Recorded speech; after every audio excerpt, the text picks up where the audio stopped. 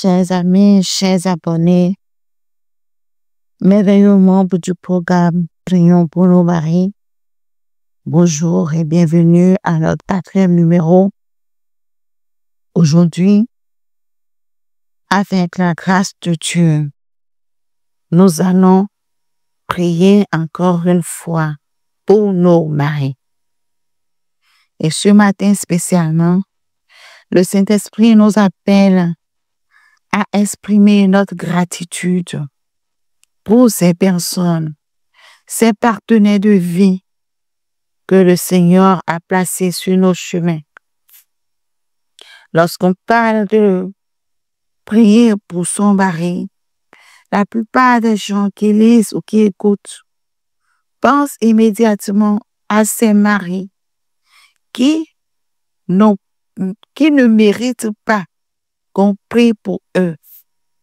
Or, il n'y a pas que des hommes et des femmes mauvais. Il n'y a pas que des époux mauvais dans les foyers. Prier pour nos maris ne consiste pas essentiellement à prier pour les maris qui ne remplissent pas leur devoir ou qui ne fonctionnent pas comme les femmes auraient voulu qu'ils fassent. Mais prier pour nos maris, c'est un programme qui nous amène à prier constamment, à intercéder constamment pour nos partenaires de vie, qu'ils soient bons, mi-bons ou mauvais, selon notre cadre de référence. Car ce partenaire qui semble mauvais pour une femme peut ne pas l'être pour une autre. Alors ce matin, nous allons nous baser sur la parole de Dieu qui nous appelle à la gratitude, à la reconnaissance. La Bible dit que quoi que vous fassiez en parole ou en acte, faites tout au nom du Seigneur Jésus, rendant par lui des actions de grâce à Dieu le Père. Alors, si nous voulons prier pour nos maris, nous allons donc commencer par rendre grâce à Dieu. La dernière fois, nous avons demandé à Dieu de nous montrer les paramètres de nos vies qui demandent sa puissance, qui demandent qu'il se manifeste, qu'il se glorifie, afin que nous puissions bénéficier du repos dans nos couples.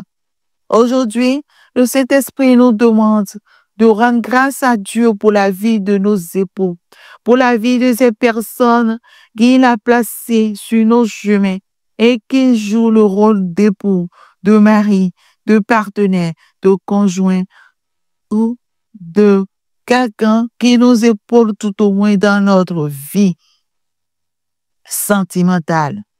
Seigneur Jésus, ce matin, nous venons à toi remplis de gratitude et de reconnaissance pour cet homme que tu as placé à côté de nous, pour cet homme dans la vie de qui tu nous as envoyé pour constituer une aide véritable dans sa propre existence. Seigneur notre Dieu, nous reconnaissons que le tableau n'est pas noir complètement et que cette personne a été ou continue d'être pour nous à un moment donné de notre vie quelqu'un de formidable. Cette personne a été ou continue d'être pour nous un roc, un soutien indéfectible. Alors ce matin, rempli de reconnaissance et de gratitude, nous venons bénir ta vie pour ces hommes qui ont compris et qui ont pris à cœur leur rôle dans la vie de leurs épouses, de leurs partenaires de vie. Seigneur, que leur calebasse ne manque jamais de rien, que le blé et le miel ne manquent point dans leur vie. Seigneur notre Dieu, par ta grâce et par ta miséricorde, nous réclamons dans la vie de ces hommes la paix qui permet de comprendre et de définir de nouvelles stratégies pour son couple. Nous prions, Seigneur, afin que tu leur accordes le repos dans leur travail, le repos dans leurs activités, le repos dans ce qu'ils font pour nourrir et pour tenir leur famille.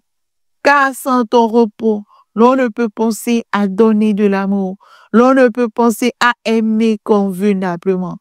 Ô Père, puisque c'est toi qui es le détenteur de toutes choses, nous te bénissons déjà ce matin, car nous croyons fermement que tu vas écouter cette prière, que tu vas exaucer cette prière et que tu vas faire de nos couples, tu vas faire de nos partenaires de vie ces hommes, ces merveilleuses personnes qui sont dans nos vies et qui constituent les chefs et les responsables de nos foyers. Tu vas leur accorder, Seigneur, ta paix. Car tu as dit, je vous laisse ma paix, je vous donne ma paix. Seigneur, accorde cette paix à chaque homme qui désire être un bon mari et que la gloire te revienne. Père, nous te disons merci parce que nous savons que tu nous as exaucés.